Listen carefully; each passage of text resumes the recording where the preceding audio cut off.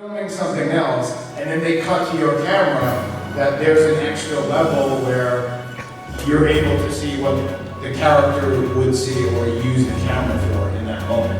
Well, I'd kind of jump on one point I thought you made that was really key, which is when you're in these kinds, when you're in this genre, which I don't know if they're still doing it or what, but you know, this kind of found footage type stuff was really huge back in like '09, right, when we did Ghostfacers.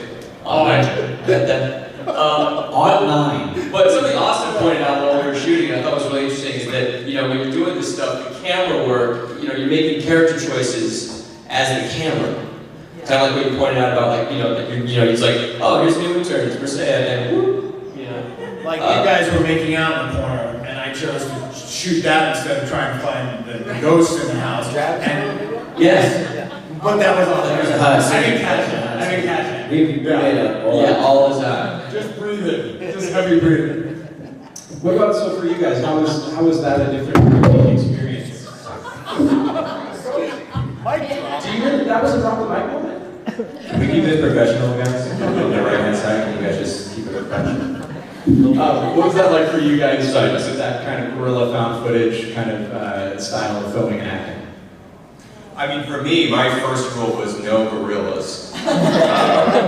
It's good start. Yeah, no, honestly, I think, again, like, we can all sort of attest to what was wonderful about this experience in general is that, yeah, there was an element of improv, and as Travis said, like, we were able to take a certain level of ownership over the characters themselves and then the way that it was shot, where, you know, yes, in this, the found footage was arguably at its peak, and more often than not, you could sort of see the artifice behind it. You could tell that it was people trying to make it look natural, but it never truly was. And I think the entire process, like this whole Ghostfacers thing, was such a departure from what supernatural normally is, let alone most TV and most films that were even trying to do again the found footage thing. That it was just kind of wonderful, and it was a really special experience. Not to be too sentimental, but I love all of you so much.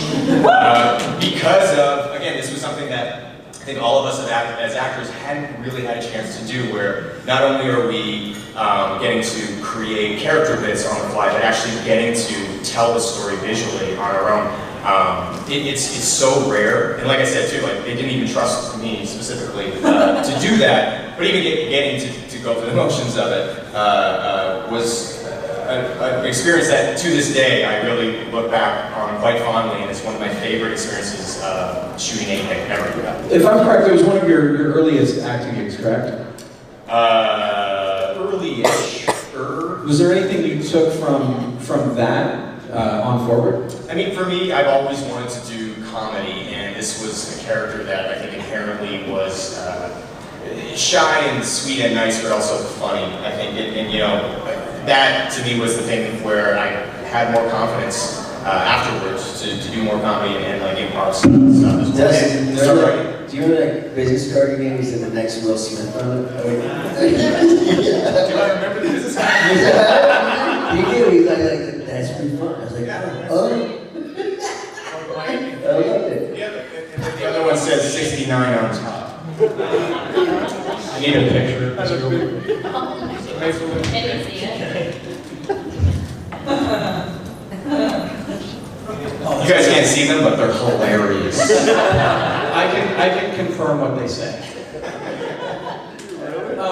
You mentioned that it's definitely a departure from the tone of Supernatural in general. Did you guys find any, was there any experience on set where, since it was much more comedy in those episodes than the really, really dark tone of the show, was there anything that seemed maybe different in interacting with the other leads or with the crew? I think what the crew, I think why they loved us so much was the crew didn't have to work, because they really didn't, because we were shooting everything. The set became, it was actually, I felt like it was being back on stage, because on a conventional shooting, you'll shoot your master and then you go in for coverage. So you'll shoot whatever the main scene is, then you push it for this character's coverage, and you turn around and go this character. This way, on some takes, we had 16 cameras rolling. We had the high-lines, we had all our characters' cameras, we had our headsets. So as soon as we said rolling, it was a live set.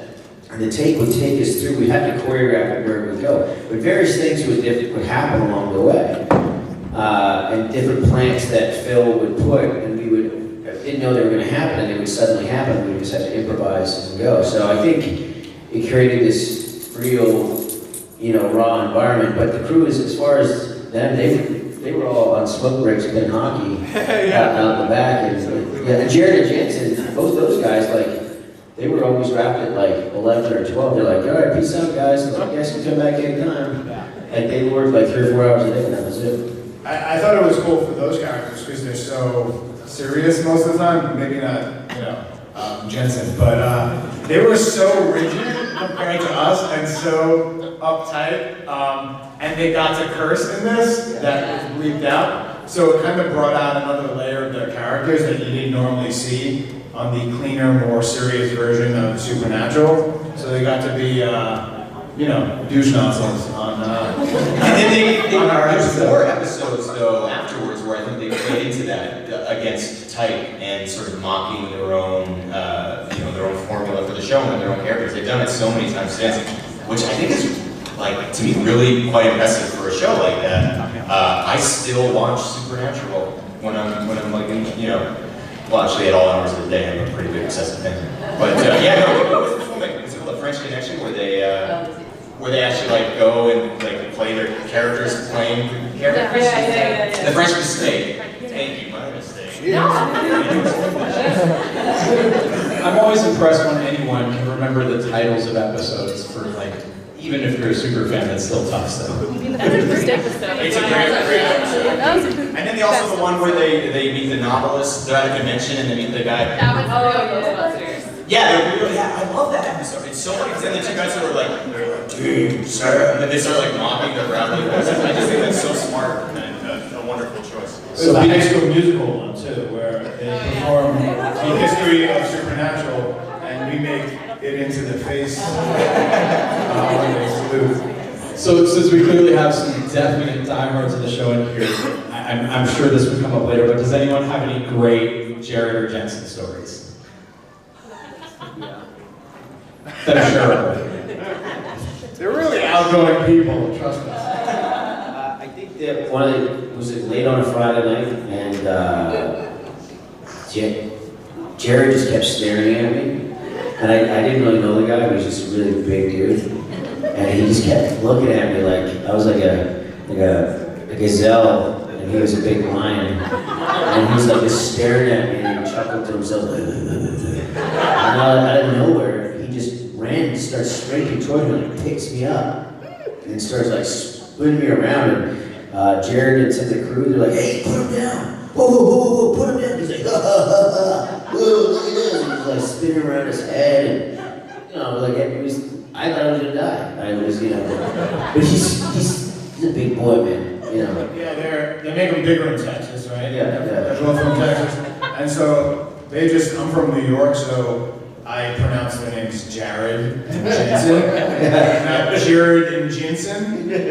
So every time I say their name, they go Jared. I'm like, I don't sound like that, but I'm pronouncing it's an A, it's not an E. It's like Jared.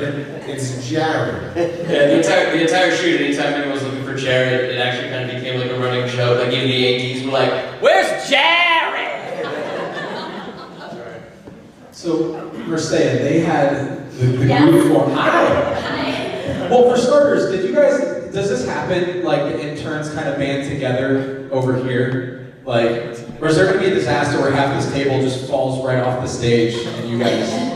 It's actually pretty tense between us and saying we were my replacement.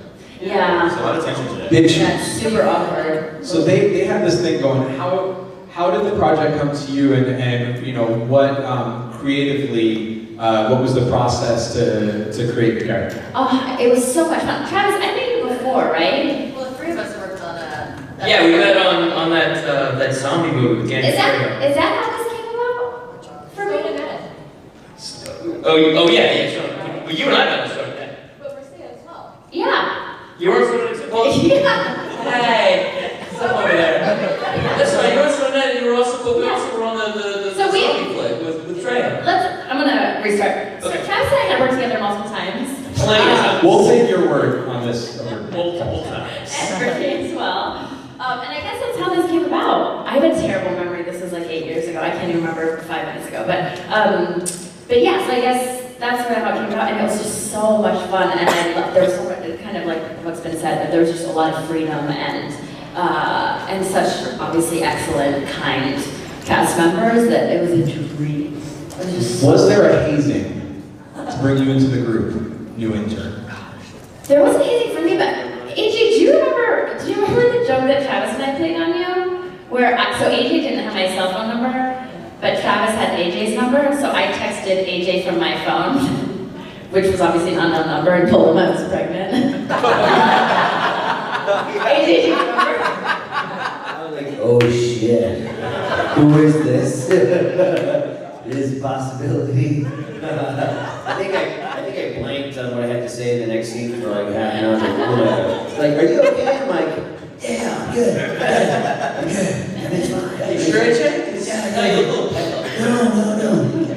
Yeah. That was mean, but so I funny. do remember that. Yeah. But then we told him quickly after, we didn't let the sex in. But no, so not amazing for me, but I did dish it out, yeah. That's good. Hey, you gotta establish some kind of dominance coming into the group. Yes. So there you go. But the web series, what was cool though, was like Warner Brothers had given us little or no money to make it, and we kind of all had to just kind of show up and from the crew down and kind of create something out of nothing. And